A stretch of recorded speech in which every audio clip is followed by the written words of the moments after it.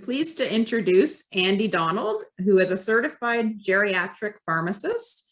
He's the owner and CEO of the Health Depot Pharmacy. Andy has been a strong advocate for improving patient care and the face of pharmacy for a long time.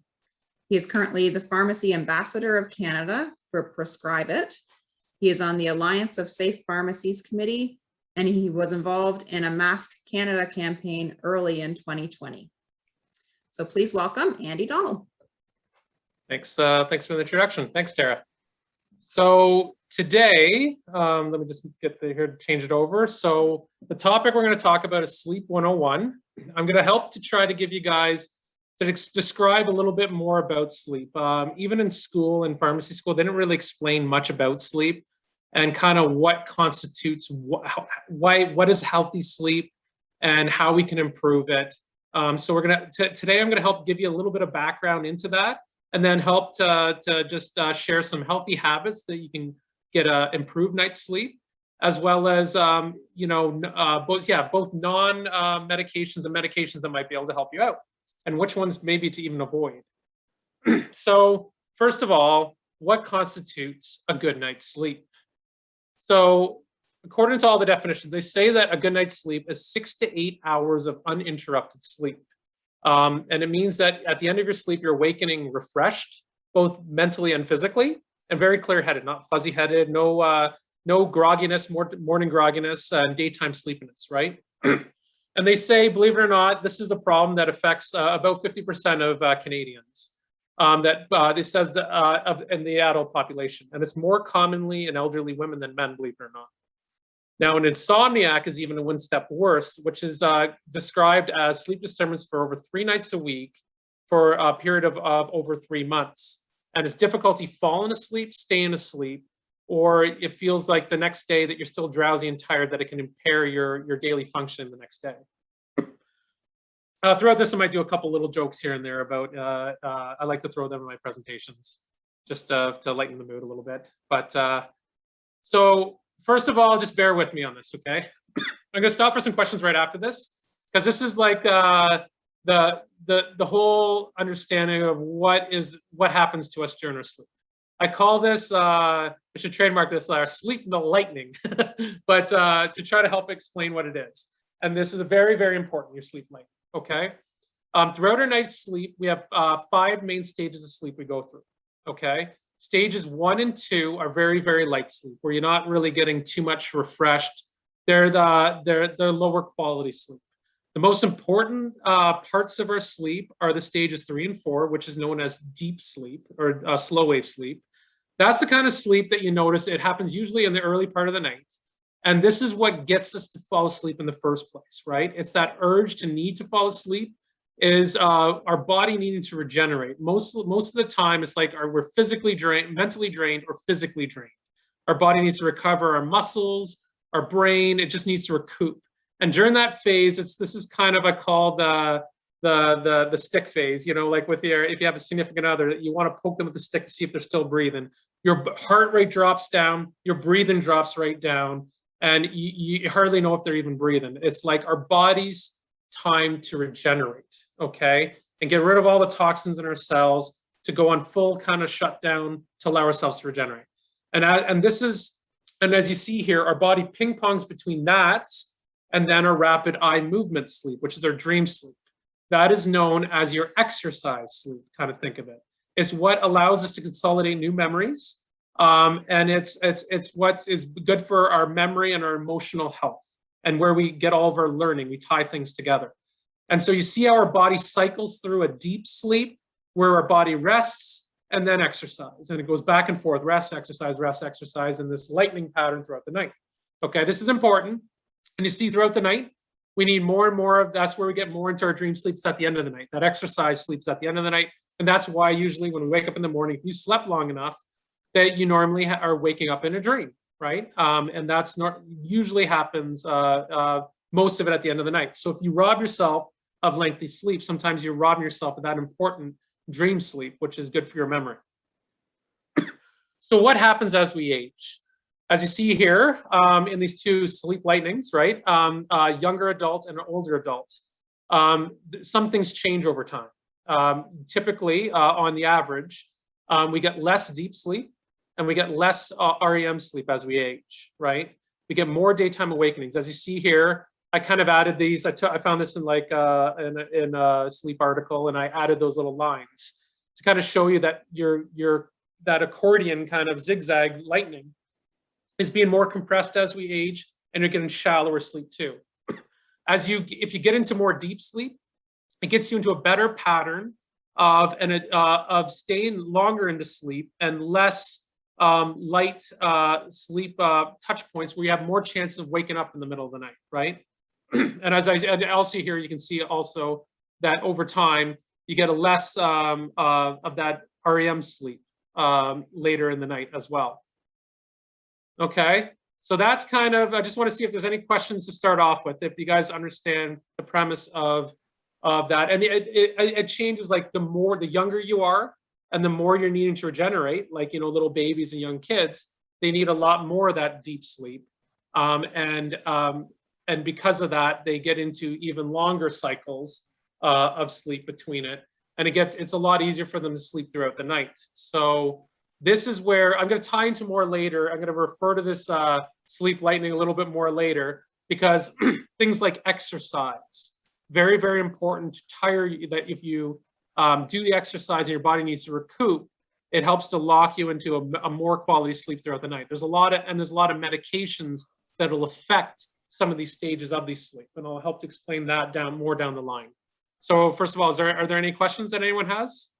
I can't see it right now. There's no questions in the chat box. Okay. Yep, nothing yet. All right, moving on. So going through, so why now? So now that you understand that sometimes we get less quality sleep as we age, why does that happen, right? So I'm going to dive and I apologize. I like to understand the sum of all the parts, and I'll try to explain it as best as I can. Get a little into the nerdy on the hormones of sleep, okay? There's two main hormones that we need to pay attention to with regulating our awake time and our sleep time. The happy hormone, the sun hormone, I like to call, is serotonin. And the nighttime or moon hormone is melatonin. All right, so serotonin, a lot of you may have heard of these. These are what helps us with SSRIs. You might have heard of the medication that makes us happy, right? It's you think of the antidepressant or a stress medication, because it helps increase your serotonin. Serotonin is what makes us calm, happy, makes us alert in the morning. And our body releases it when we see light in the back of our eyes, our retinas.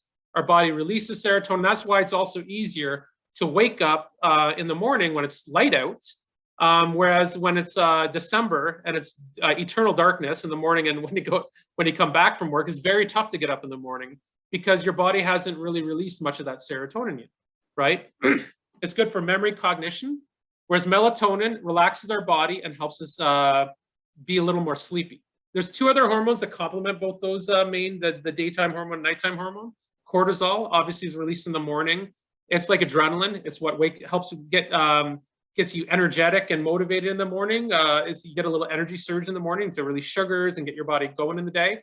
And GABA is another one for nighttime that works together hand in hand with melatonin that helps to relax your muscles and helps you to fall asleep and go into deep sleep. Okay, that's just another add-on that kind of goes hand in hand with those other two. But the main two are serotonin and melatonin. So our sleep cycle, besides those hormones, are regulated by three main things that can affect when our body knows if it's time to go to bed. Light is one, as I just mentioned, kind of like your body releases more serotonin if you see light in the back of your eyes. Activity is another one, and temperature. Sorry, I'm going to drink a little quick water here. So, and I kind of mentioned already, the light on the back of the eyes, that's how your body knows, releases that serotonin, makes you happy. Exercise, work and exercise gets your body to release that cortisol, right? Which is that like adrenaline. And so it keeps you awake. It gets your heart beating faster. It wakes you up too. And warmer body temperatures, so that's, the heat of the day, also tells you that it's time to wake up, and it makes it difficult to fall asleep. That's why if you're too hot in your bed at night, it's very difficult to fall asleep. And a lot of people like to sleep when it's cold in their bed, right? So, and now what helps to encourage your body, tell your body that when it's time to go sleep, is your body releases melatonin when there's darkness on the back of your eyes as well, okay? And your body stops releasing serotonin and releases melatonin. Quietness is also very important for to signal your body's time to sleep. And it has to be typically less than 35 decibels. So just for reference, I added there that a whisper is 20 decibels and the library sounds are like 50 decibels. So it's pretty quiet, right? In order to help encourage sleep. Cooler body temperatures, as I just mentioned, helps you fall asleep. Now, I've had a lot of people ask, like, well, then why do I take a warm bath or a hot shower or wear warm blankets to help me fall asleep? Because it's actually signaling your body. It's the drop in body temperature that signals your body's time to sleep.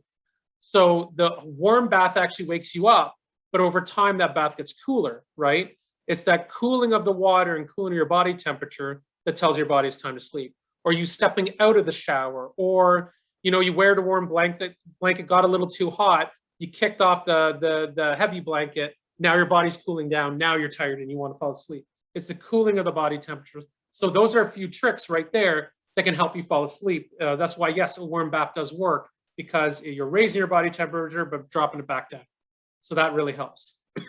But then the main thing is, I mentioned those hormones to you. Unfortunately, over time, as we age, and some individuals hold on to their melatonin, serotonin levels pretty good, but generally, on average, we have less amount of those hormones as we get older. That is just a study on the left showing that imagery, those red fancy dots are serotonin levels in someone's brain in a younger adult versus an older adult. And on the right there shows melatonin dropping as we age over time, right? So, and the reason why they normally go hand in hand, if you have good serotonin levels, you probably have good melatonin levels, because as weird as it sounds, your body, they're almost the exact same molecule. And it's kind of weird. In your body, I just wanted to show this because your happy hormone is almost the exact same as your sleepy hormone, and your body converts one into the other with an enzyme. So that's yeah, I just thought that was funny. And melatonin peaks 4 hours after starkness, so that's why it's kind of interchangeable, and it's that light on your eyes and whatnot that helps dictate when you're awake. So if you're low in one, you're most likely low in another. So is there any questions with that? Let me see if I can see here. Nothing in the box here yet. Okay, good. I'm wondering if I'm explaining it well. So I'm trying to explain something very nerdy in a try to understandable way for everybody. Okay. I actually have one for you, Andy. Sure. You said light on the eye. So does that mean like, a TV when you're trying to go to sleep, that light would be distracting? You're jumping ahead on me. Absolutely. Oh, so yeah, no, that's like in the suggested improvements. I'm coming to that. You're 100% right. Screen time, blue light on the eyes is the worst. So you have a TV at the foot of your bed, that can be very bad because it will inhibit your body from releasing that melatonin, right? That's why some people can watch movies for quite a long time, is because you're stopping your body from releasing that melatonin. So you're right, screen time. It's best that you stop screen time an hour before you want to go to bed, right? Easier said than done for some individuals, but that's the recommendation, because you're right, it's light on the back of your eyes, and it's that blue light that's the worst. So if you can get even a blue light filter for your TV or your phone or something like that. A lot of computers have settings that after 8 p.m. or 9 p.m., right? You can set on Windows, for instance, to do a blue light filter. It turns your screen very yellow. That actually is much better, right?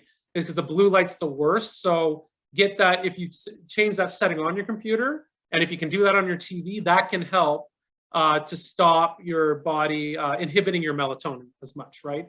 Which will then keep you awake longer. Okay, so that's tricks. And so, and a lot, it's cool that technology is catching on to that and trying to help us out the best they can with that, for sure. A couple other questions have come in now too. Sure. So I think you sort of addressed that a little bit too. So night lights, would you recommend that they're okay still in the bedroom? Yes, because it is, I didn't get into this much nerdy. There's lumens, it's called, of how bright your room is. Night lights are fine because it's not like your overhead. The main thing is like your overhead of your room is not on, right? Yeah, like reading tires your eyes out, and reading is like it's ricocheting the light off your book in your reading. You're not staring right at the light, right? Whereas screen time, you're staring right at the light, right? So that can help as long as it's dimly lit, like, a side lamp kind of thing. That's okay as you're winding down. But you don't want to be staring right at light. And that's why screen time is bad, is because literally the light's going into your eyes. So, but then, when you're sleeping at night, you can definitely have it dimly lit. Some people like it pitch black. It's more on personal preference, but it's better to not have, when you close your eyes, right, that you don't still feel light coming on them, is kind of thing. Like, because it can still, that's what wakes a lot of people up in the morning, is when you're sleeping, you can still get light in your eyes through your eyelids to tell you it's morning. And that's what starts getting your day. So by the time you wake up, even without an alarm, your body's already making serotonin because you've had light coming in through your eyelids. And that's why you wake up and you're happy and refreshed kind of when that happens. So it's trying to keep that environment as dark as possible. Sure. Okay, great. And I've got one other question here too. So Sure. Why is melatonin recommended to help with falling asleep? And is there a amount that you would recommend? Yes, I'll get there too. That's in the treatment section. So Okay. I'll leave that for the treatment section. I do. It's lower recommendation. I'll say like 1 milligram is what I recommend the most, right? We'll get to there later. There's 10 milligram tablets. That's a little overkill. I'll explain good and bad. I have a little story about the bad on the melatonin if you don't necessarily need it. I'll share that more when we get to the treatment, because melatonin is one of the good treatments for sure. We'll get into that. Thank you. No problem. And was there another one, or is that it? That's it for now. Yeah. Okay, perfect. So now there's a lot of things that can disrupt your sleep, right? A lot of medications. And this is where diving into your medication is very important, right? If you're having trouble sleeping, like some antidepressants can affect your sleep. I just mentioned SSRIs. They're serotonin reuptake inhibitors. It makes more serotonin go in your body. So obviously, if you take one of those at nighttime, you're giving yourself more of a surge of serotonin, can keep you up. So that's why ones like that are best to take first thing in the morning, because by the time they'll kind of wear down and go lower in your body by the time it's time to go to bed. Anticholinergics. So I'll be talking about them in a few more slides, why they're really bad. They just rob you of that sleep quality. They rob you of your dream sleep. That's like tricyclic antidepressants like amitriptyline and things like that in the past people have been prescribing to help with sleep, believe it or not. And antihistamines are very atrocious too. Those ones, they rob you of that sleep quality. So you can still get sleep, but you're not getting the most bang for your buck for your sleep.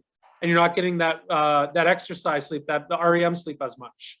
Then obviously central nervous, there's stimulants, right? That'll keep you awake as well. Caffeine, nicotine. Some of these cardiovascular drugs can affect good quality sleep too. Decongestants, the same kind of thing. There's a lot of different medications that can affect your sleep. Alcohol, by the way, it robs you of some of that deep sleep and the REM sleep. So it's even worse. So that's where if you got a little silly and you, instead of stopping at 1 glass of wine, you went to 2 or 3 glasses of wine, right? And if you wake up the next day and you've had a little bit too much, you could still sleep for 8 to 9 hours, but it felt like you only slept for 4 to 5. It's because alcohol really robs you of that good quality sleep, just like benzodiazepines do. Narcotics can do too. You wake up not feeling refreshed because yes, you slept for 8, 9 hours, but it wasn't good quality sleep. So that's good. So a lot of times if you're having troubles, it's good to have a good deep dive into some of your medications. And there's some good alternatives. So like even for those, like I said, those tricyclic antidepressants that some people use for sleep, those are not a recommended medication for any seniors. There's a lot of other alternatives that are much better. So there's a lot of other things that can affect your sleep too, right? Itchiness, cough at night, acid reflux, nightmares, if you have a enlarged prostate, uncomfortable bed, hot or cold, caffeine in the evening. Like there's so many different things that can affect your sleep as well. So it often makes us wonder, how on earth can we get a good night's sleep? So the next I'm going to dive into mentioning some of the treatment options. The way I always look at it, everyone, is that it's always best. Medications are always there. I'm a pharmacist and I'm telling you this, right? And I'm very passionate about this. Medications are there to help you out when other things have failed, right? Ultimately, if you can do this through lifestyle interventions and things like that, that's the best way to go. There's always positives and negatives of every medication, right? One medication that works for someone may not work for someone else. One that doesn't react in someone's body can cause really bad side effects to someone else. And in combination with other meds, it can cause problems.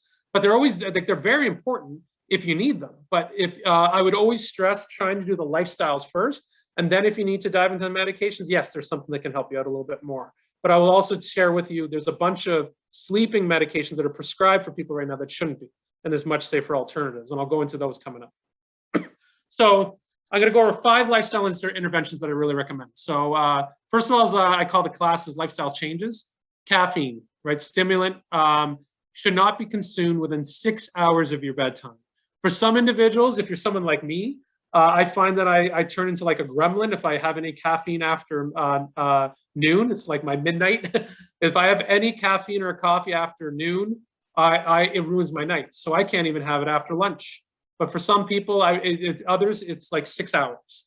Nicotine's the same way. Nicotine is also a stimulant. People may not be aware. Raises your heart rate and blood pressure. It'll also keep you up as well. And I mentioned alcohol, very poor sleep quality. It robs you of that good quality, that exercise, brain exercise, dream sleep, similar to opiates and benzos, right? I just mentioned that example. The next is sleep hygiene.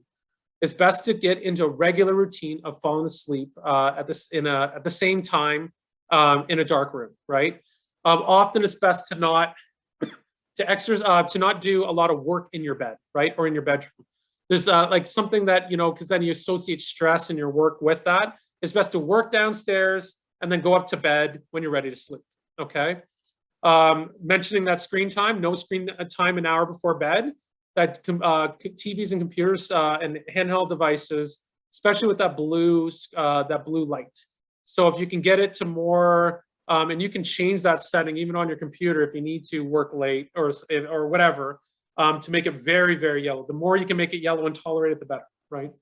Away from the blue light. Also, like with sleep hygiene, I mentioned the hot shower, bath, or a warm blanket. The cooling down helps trigger your body that it's time to sleep. And the last one can be very difficult for some people, but no naps during the day. Try to keep all your sleep in one chunk at a time, okay? At nighttime, and try to have a good sound sleep throughout the day. I mean, night. So that can be tough though, okay? So if it's absolutely necessary, you should definitely not have a power nap after 2 p.m. because that can disrupt your nighttime. But if you have to have a power nap, like it's because you haven't had good sleep and whatnot, it's important to keep it under 30 minutes. And I want to stress that. And now I'm going to go back to my little bit of my sleep lightening example, right? The power of the power nap. NASA actually figured this out, that they found the optimum power nap is 26 minutes. Of course, NASA said 26 minutes, not 25 or 30. I'm surprised I didn't put like 26 minutes and 13 seconds or something, but that's what they found. And the reason for this is, I mentioned to you, deep sleep is what encourages our body. It's what tells our body we need to go to sleep. The need to have that deep sleep.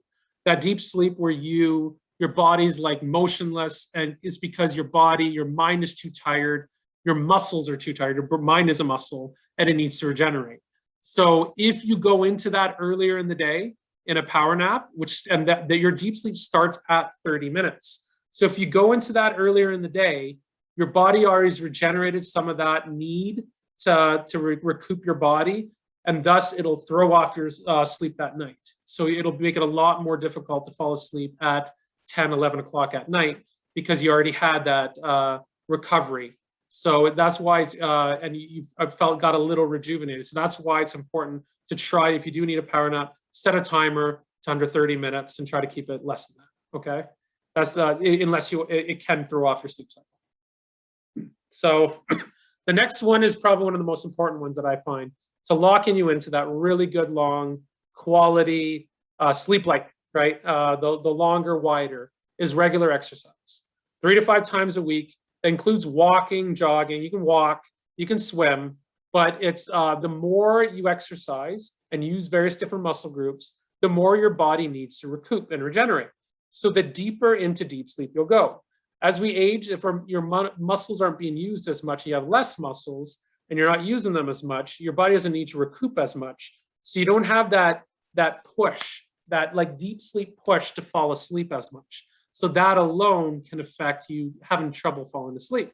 So that's why exercise, believe it or not, just like everything, every health condition out there helps to It helps to get blood flow to your areas, recoup your cells, regenerate it, bring nutrition. It does so much. It helps with every health condition out there. It does also with your sleep as well. Then obviously there's relaxing techniques such as meditation, counting sleep, sheep, breathing exercises. Those have been found effective too, especially if you get a little worked up around bedtime. The last one, though, is cognitive behavior therapy. Sometimes that's needed if people are built up a lot of frustration around their sleep time, right? Sometimes there's professionals that can help you with that because sometimes people get a lot of anxiety associated with sleeping. If that happens, then definitely there's some help for that as well. Any questions with that over the counters? I see another question there. Yep, there's one question here. It says, what is your feeling about taking CBD or THC for sleep? Yes, it is. That's another, I didn't get into that one too much. That's more my pain talk, but that's a good point. CBD doesn't rob you as much of that sleep quality, so it can help because CBD does have a sleep component. You have to be careful though. So a lot of the CBDs, like jumping into another topic, but cannabis, there's so much benefits for pain, and the CBD does have that that helps you to fall asleep and doesn't rob you of your sleep quality to the extent that a lot of the medications that people use out there do. So they're much better for that for sure. But now you have to be careful at the content of the CBD. So the medical CBD, absolute, like, you know, sorry, so that it's actually, believe it or not, the THC component in it that helps you fall asleep. The CBD doesn't. So most pain medications and stuff like that for cannabinoids, it's the cannabinoids help with some of the pain, a lot of the other, you know, like there's a lot of other symptoms, seizures and stuff like that. But, and then the THC content is what actually helps you with the sleep a little bit more. But you have to be, you just to make sure it's not a high THC content. Like the ones that people use for recreation have crazy high THC contents. That's what gets people high and gives you all that, the memory impairment and all that kind of stuff, right? But THC in very low quantities is very effective add-on with cannabinoids for sure. So it is very effective in sleep and is much safer than some of the other alternatives for sure. Yeah. Thank you. No problem. There's more on that. That's going to be another topic for pain killing. I truly do believe that cannabinoids are going to help improve the opioid epidemic a lot for pain control, because the cannabinoids help a lot more with pain than a lot of the other options out there. And terpenes, another part of in cannabis, is showing a lot of good research as well. A lot of people don't know this too. I'll just share this, is that to help get rid of the stigma, Tylenol, acetaminophen, the most safe painkiller out there, binds to, they just figured this out in 2018. For forever, they didn't know how Tylenol worked in the body. I kid you not. It was just one of those things. It helps with pain, so let's take it, right? They didn't know how it worked. They figured out in 2018 that it binds to cannabinoid receptor 1 in the body, okay? In the central nervous system and the peripheral for helping with pain. So there's 4 cannabinoid receptors in the body, 1, 2, 3, and 4, right? And we're just doing research on this because cannabis has just been legalized recently. And a lot of drug companies are designing drugs that work on those receptors, and they'll be coming on the market eventually, right? Of course. But Tylenol, the safest, most used one, binds to cannabinoid receptor that obviously cannabis does too. And cannabis and cannabinoids do it a little bit better and help a little bit more better with pain control. So they have a lot less side effects. But then without diving into the whole topic of pain and getting too many questions with that, there's always need for narcotics sometimes if you have really intense pain, like, you know, bone pain and or cancer pain and stuff like that. But for the most part, a lot of pain therapy now, it's at the low to medium levels for sure, should be used with cannabinoids rather than the more severe ones for sure. Like they're more addictive narcotics. It's going to help a lot. But anyways, yeah, and it can help us sleep. So there's a lot of good therapy with that. Thank you. And there is another question here as well. Sure. It is, I often wake up and can't get back to sleep for 2 to 3 hours. Would it be okay to read during this time with a dim light? Yes, you can do that because it gets your eyes. So it depends on you'd have to want to look at, like, look at your whole case and your sleep cycle, why you're waking up in the middle of the night.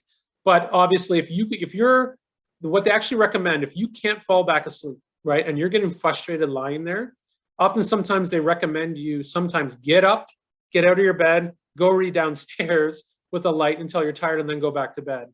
You know, getting, or you can read, like if you can read in your bed there and whatnot, and get your eyes tired again, for sure, right? That's something you can do, because you reach a certain point, if you wake up and you're wide awake, you have to try to get yourself tired again. So definitely reading can help with a dim light. You got it.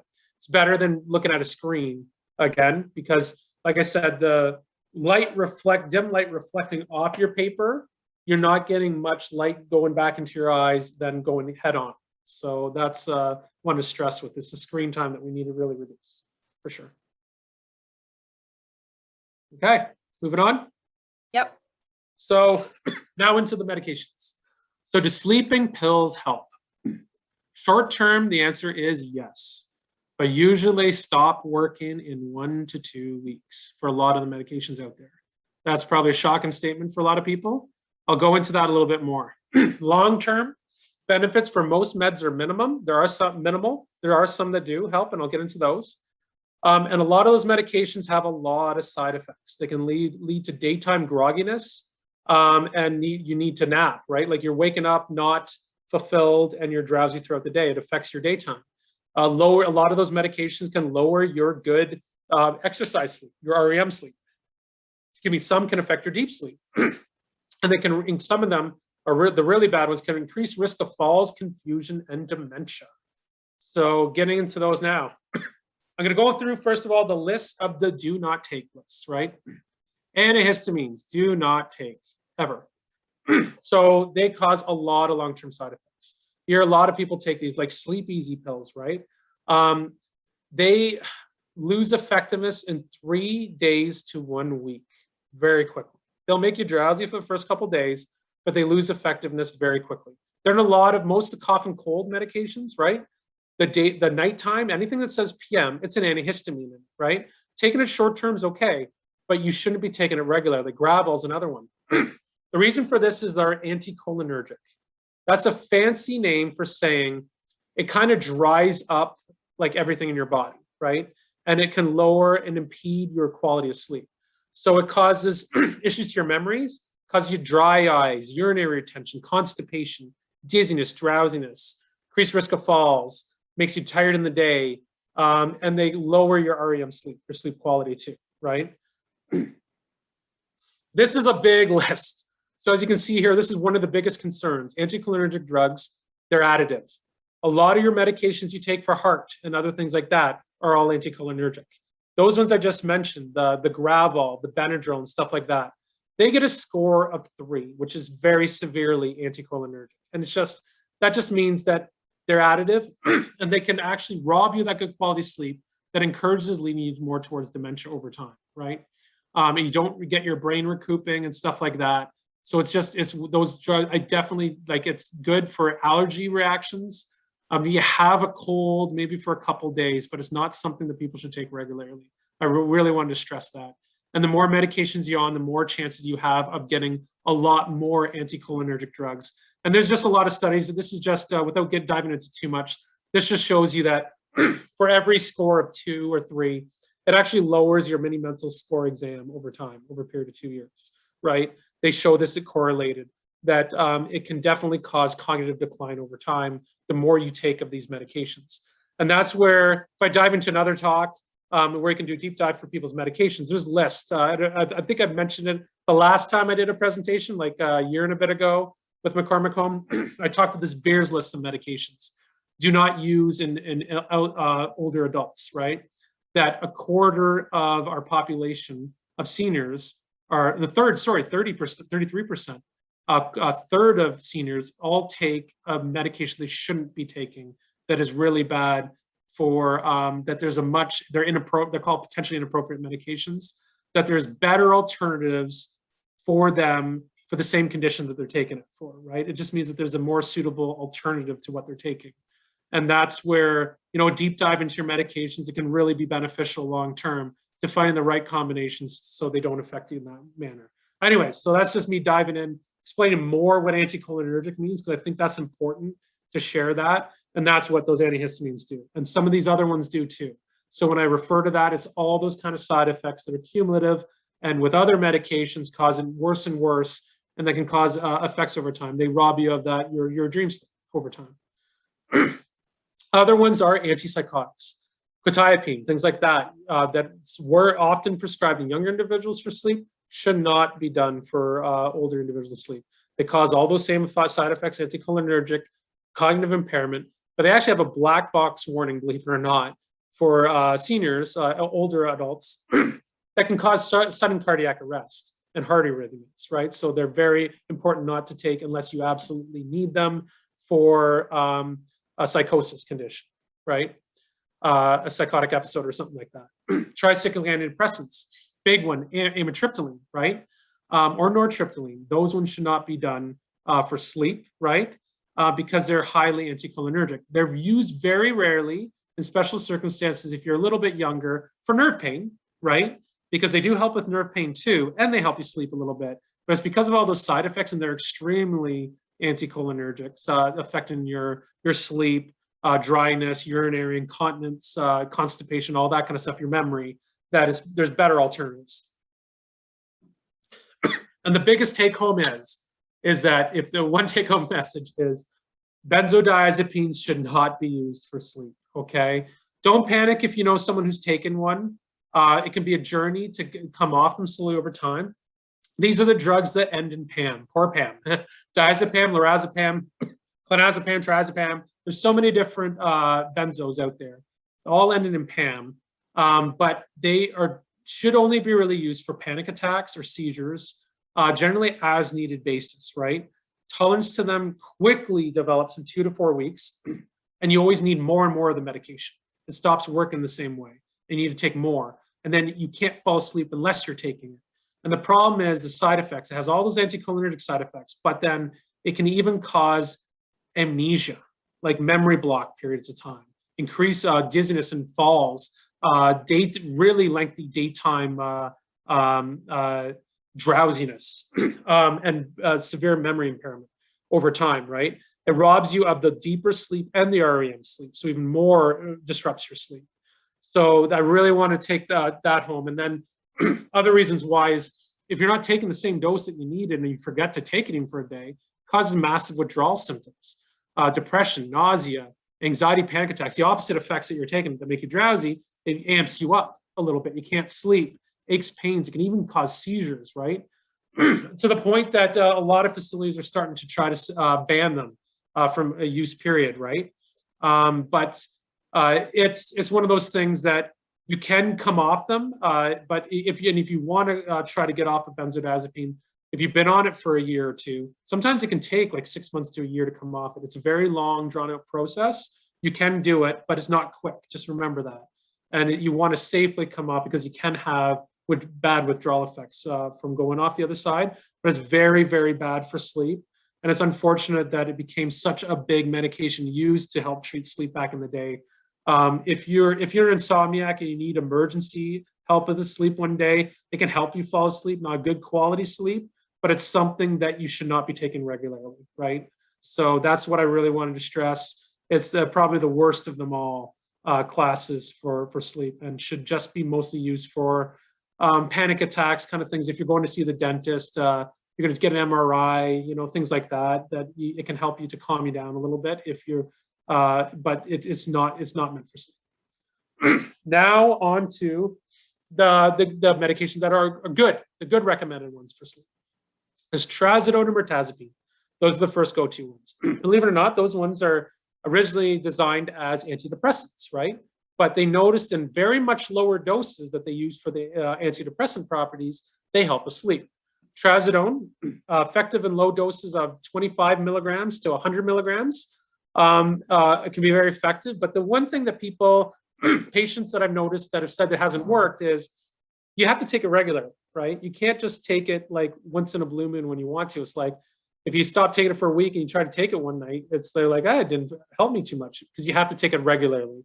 And it has to be taken 3 to 4 hours before your bedtime, okay? But it's very effective for that, and it allows your rapid eye movement, that dream sleep, and your deep sleep to be unaffected. So it doesn't rob you of that quality sleep, but it just helps you to get a little more drowsy if you take it 3 hours before your bedtime on a nightly basis. Mirtazapine, on the other hand, is a very unique one. This is one that a lot of times even physicians don't know much about, the fact that More is not, less is more with this medication. A lot of times patients will get 30 milligrams of that. That will not help you with sleep at all. It's only the lower doses that will bind to histamine receptors. I'm just giving a little TMI, but too much information. But histamine receptors is what makes you drowsy. Lower doses, it'll make you drowsy. So the government covers 30 milligrams. So you notice there 3.75 to 7.5 milligrams. That means a quarter of the government covered tablet is what's effective to help you to fall asleep. If you take that full 30 milligrams, it'll bind more to serotonin receptors, which will make you wake up, right? So it'll actually make you alert. So mirtazapine has to be lower doses, but very effective if you take it 1 hour prior to bedtime, okay? So that's a very good one too. And again, does not have an effect on your dream sleep or your deep sleep.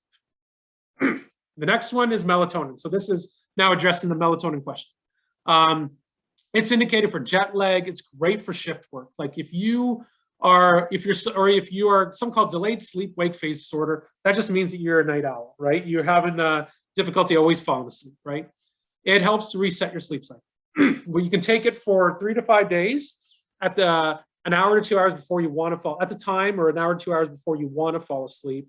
It can help set that out. So like the reason for jet lag, if you want to go over to Europe, for instance, and it's 6 hours ahead, right? You start taking melatonin 6 hours ahead of your bedtime, 2 to 3 days before you go. And by the time you land in Europe, then it'll already help you fall asleep at that time, right? So you'll have less of that jet lag. So it can really help with that. But it typically is taken 2 to 3 hours before bedtime. And it helps, so caution here, word of caution, it really helps encourage that rapid eye movement sleep. You can overdo it. It can cause very, very vivid dreams if you take too high of a dose. And it can increase your heart rate a little bit too much. So funny story, I'll just share, during me getting my toughest exam I've ever written in my life was this certified geriatric pharmacy designation. We had to do it out of the States. It's like on every health topic out there, knowing how to adapt medications to you based on how your body processes them, based on blood levels of your kidney function, liver function, all that kind of stuff, right? And as we age, like what happens? So I was studying hard for it, and I was having a tough time. It was obviously, as you can probably imagine, I'm more of that high energy personalities that have a little bit more tough time shutting it down at night. So I decided to take melatonin in my studies like a week ahead of time, and I was taking about even 5 milligrams. Well, I was in my that was when I was in mid 30s, when my body made a lot of melatonin, right? Still. So I was taking way too much melatonin. I started having like very vivid dreams and nightmares. And then after 6-7 days, because it was a high dose for a while, my eyes were having trouble reading the text on my study notes. And my eyes were exhausted in the morning. I was wondering why. Well, you can think of it, if it's causing you to have too much rapid eye movement sleep, right? Because I didn't need melatonin naturally, right? Because I wasn't bottomed out at low levels of melatonin.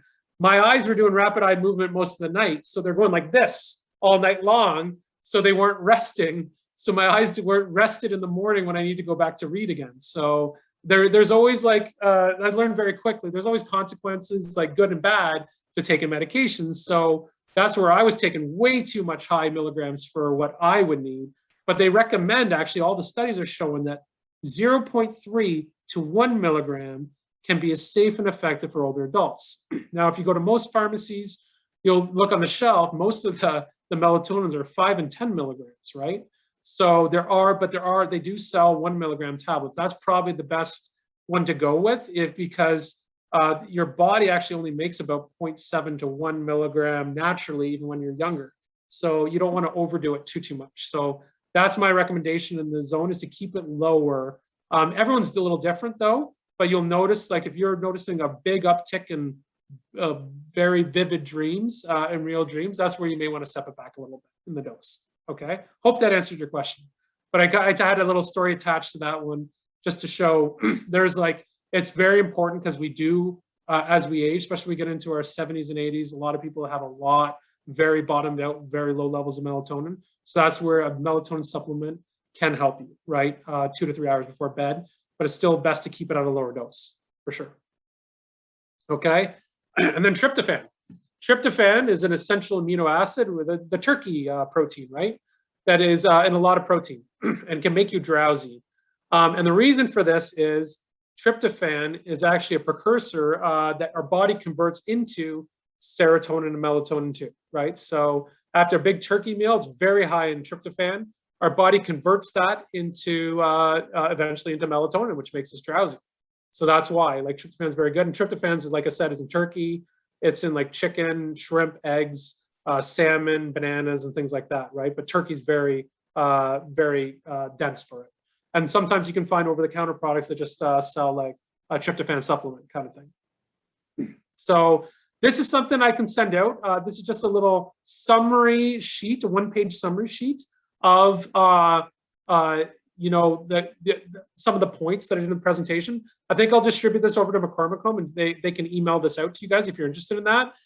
Just a quick one-page summary on, you know, little tricks of the trade for daytime, nighttime, how to improve your sleep habits, and what medications are best to avoid for sleep, and which ones can be helpful. So I'm pretty sure, hopefully we can distribute that out to you guys later. We'll try to get you guys a copy of that. Okay, is there any questions? There is one. Going back to lorazepam there. So is it effective for sleep if you only use it infrequently? And also, will it rob you of quality of sleep for the one time that you use it? It always will rob you of the quality of sleep. It can be more safe and effective to use it periodically, right? So it's like all the literature now says never ever use it for sleep. But I still think, like, if you're an insomniac and you can't fall asleep, it can be necessary to get a little bit, like, it's a heavy hitter to make you drowsy and fall asleep, right? But it will still rob you of that quality of sleep. That's what it does.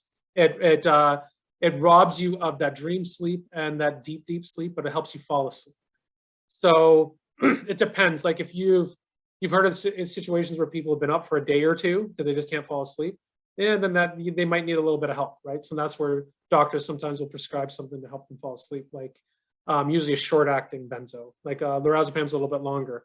But so very, very infrequently, yes. But you're right. You become the problem of robbing yourself of quality sleep is the next night you don't take it, your body can kind of catch up, right? It can catch up in that deep sleep and catch up in that REM sleep.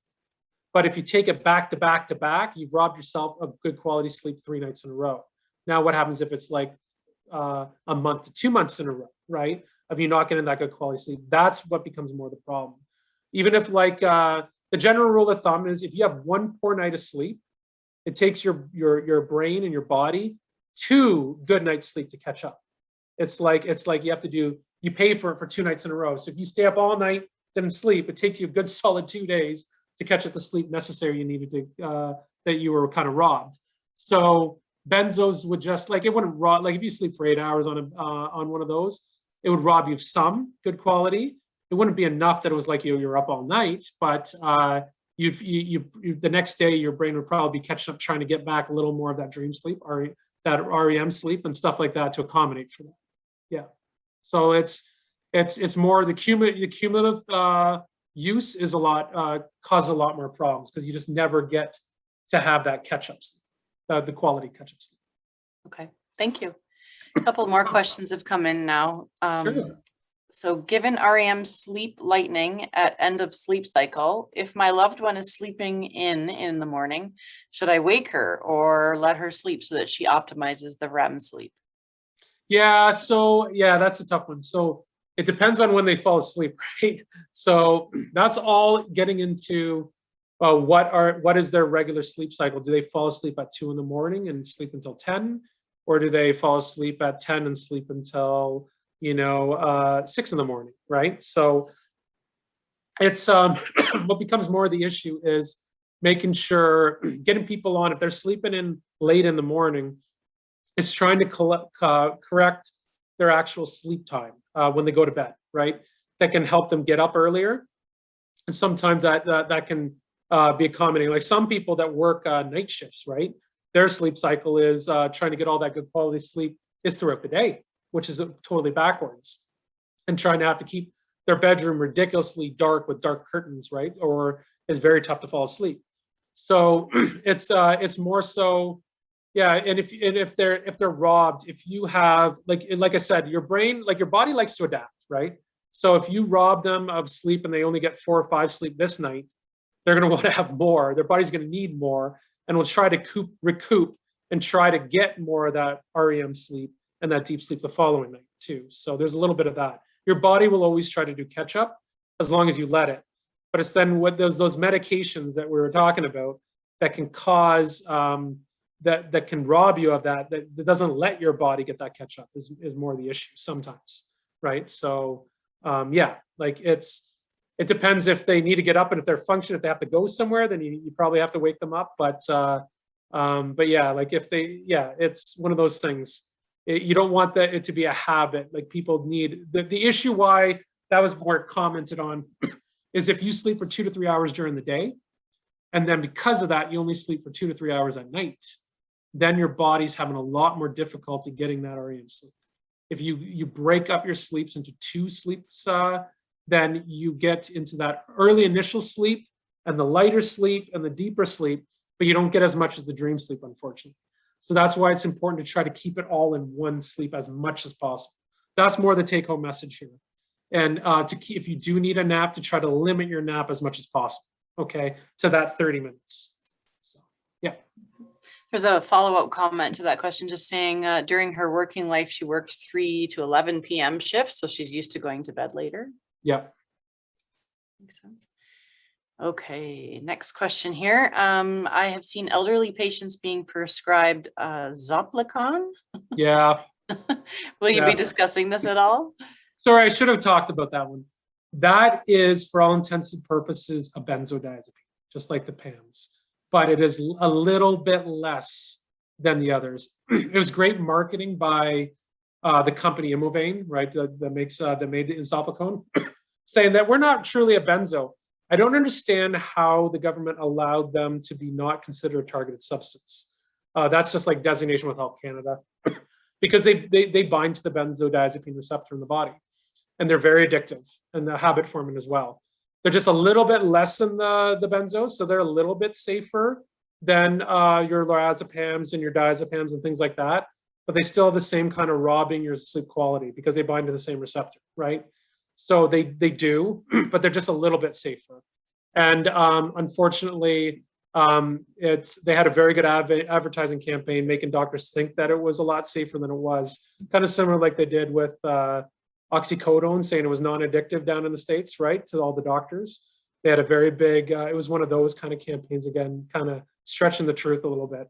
It is very, in my mind, it should have been a milder benzodiazepine, is what Zoplicon should be considered, because it binds to the same receptor.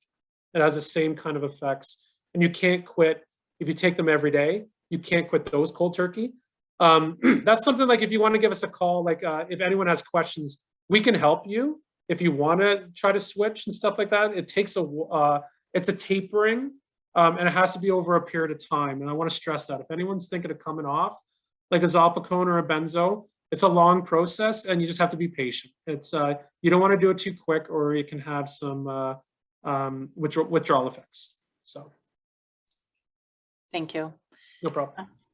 Next question is, would you suggest not relying too much on alarm clocks since it might disrupt you or jar you out of your gradual waking up? Yeah, I know. Ideally, it'd be best if you can wake up without an alarm clock, but like for myself, I rely on an alarm clock. If I don't have it, sometimes I don't wake up and I don't get to work in time, right? So it depends on what your schedule's like, right? It's best if you can wake up without it. And the good news is, it's really funny that after a time, if you are consistent at the same time, even if you got like 5 or 6 hours sleep, I find I wake up about 5 to 10 minutes before my alarm every day now, right? So even if I was a little bit sleep deprived, my body has learned to wake up at that time. So that's where that sleep training and that consistency can really help you as well, right? It'll help you be more easy to fall asleep at the same time and help you wake up. But ideally, yes. In a perfect world, it'd be best to wake up without an alarm if you can, if you're able to do that. But because then you get the right amount of sleep that you need, right? But for most of us, unfortunately, like the timing of that, it depends on what kind of tasks and things you have to do during the day, for sure. The next thing is I wanted to kind of share with you is a concept that is a lot of people are not aware of. This is a problem that's in healthcare system worldwide. This was called the pandemic of pharmacy before, obviously, the current pandemic, before COVID. And it's a problem called polypharmacy, which literally just means taking 5 or more medications. And in Canada in 2016, the Canadian Institute of Health Information said 2/3 of seniors took 5 or more medications, 1/4 of seniors took 10 or more medications, and 8.4% of seniors over the age of 65 took 15 or more medications. That's crazy. That's a lot of medications. And so unfortunately in our system, what's happened, and this is a worldwide problem, as we age, medications accumulate more in our body, right? So our kidney function goes down yearly as we age, liver function down not as much. But what we noticed is because of especially our way our healthcare system's aligned and worldwide it is, doctors, I come from a big doctor family. I didn't share that yet. Most of my dad's a doctor, but my uncle is too, my cousin, sister-in-law, a lot of my families are doctors. And they learn 95% of their schooling on diagnosing, right? Conditions, that's what they should, right? They're 4 years. Very little about medications, right? So when they prescribe people's medications, the problem is you see most people in healthcare, their doses will stay the same for 20, 30 years. But if their kidney function, their liver function, your kidneys are what filters the drugs out of your body. Your livers are what chops them up and kind of gets them ready to kick them out of your body, right? So if those are slowing down, then that means your medications are increasing in your body over time, right? And so they're accumulating. And so what's really exciting now is before pharmacists were kind of on the sidelines and we didn't have the information to know what we could do to help that out, right? To know if they're the right dose for you. But now that we have access to eHealth, Clinical Connect, we have that at the Health Depot. This is what I'm really passionate about and why I started the whole pharmacy in the first place, is we can have access to like hospital records. Hospitals share all the information in their network that they see doctors' reports, specialist reports, your family doctor's reports. The pharmacies do too. And they can help zero in and individualize medications for you. But that's in the hospital, right? Not in the community. Now we have access to that with the right permissions. It took a while, very tightly regulated. We can tap into that and see blood work in the hospital, in the community, which we can tell your kidney function. So if you can see here, this is kind of as we age, your kidney functions go down so eventually 1/4 to 1/2 of what they were before. And what a lot of people don't know is the safety of medications, what doctors base their diagnosis on, like their starting doses, is determined in drug studies in a healthy 20 to 30-year-old usually, right? That's usually the age when people they don't have other health conditions or other medications that could confound the results of the study. So they determine the maximum tolerated dose in a 20 to 30-year-old, even if it's for a medication that's meant for an 89-year-old. And as you can see here, that means that if you give that same dose to an 89-year-old, it's already a toxic dose that's causing a lot more side effects. So that's part of the problem. So over time, that's where it's kind of exciting, is that over time, what should be happening is doses should be going down over time. I can't say how many times I've already seen with some of our patients that they come in, they have ankle swelling, right? And the doctor would prescribe them something like a fluid pill for their ankle swelling, right? And then the fluid pill for their ankle swelling will cause dizziness and urinary retention. And now they got a urinary retention medication, right? And that causes even more dizziness. So then dry mouth, and then they take a medication for that. But realistically, that first medication, that amlodipine, so like a blood pressure med, that actually caused the ankle swelling. Because in 20 to 30-year-old, it causes ankle swelling and those side effects. So an 80 to 90-year-old that has a lot less kidney and liver function, it always causes ankle swelling at 10 milligrams to 15, 20 milligrams for sure. So lowering that dose to 5 or 2.5 milligrams is all you need to do to get rid of the ankle swelling. Now you don't need those 4 medications.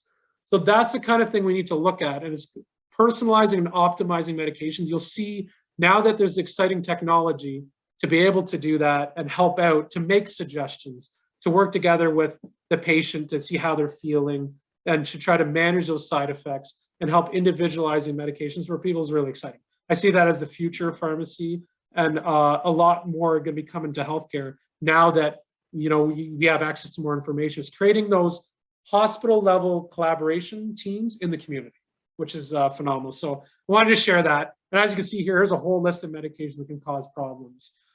If you have low kidney function, for instance, right? There's a ton of them that, you know, based on your kidney function, you know, it's like, oh, you shouldn't be on that medication, you should be on this one.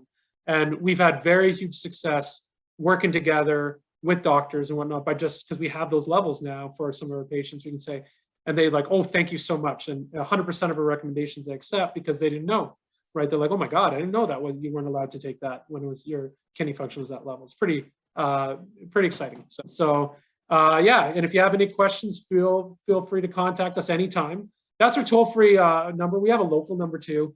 That's our toll-free anywhere in Ontario number. And you also have my email as well. We could set up, I'd be happy to set up a time to chat more one-on-one with myself or one of our other certified geriatric pharmacists if you like. That in a way, certified geriatric pharmacy is not just for geriatrics. It just means that we know as your body changes and doesn't work as well as it should have, right, for various different reasons, if your kidneys slow down, liver slow down, we know how to adapt medications to you that best match the dose what you should have, rather than what everyone else should have, because it might accumulate more in you if you have less kidney function. We know how to do that a little bit more. So we'd be happy to have a free consultation and see if we can help you out, for sure. So any other questions? There is one here, just asking, are medications the only ones that are prescribed, or are supplements prescribed in some cases? Doctors can, so there's different, you're right, prescribed. So prescriptions, there's drugs that have to have prescriptions, right? That, you know, doctor has to prescribe.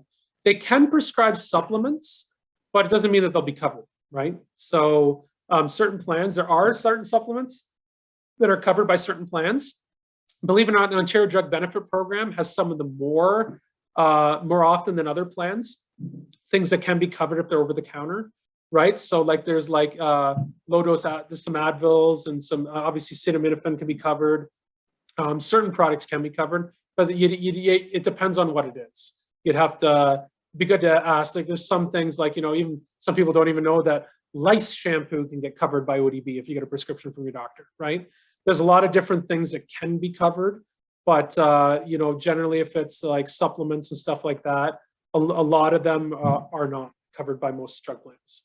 So you wouldn't have to then, because you can still get it over the counter, right? Without a prescription.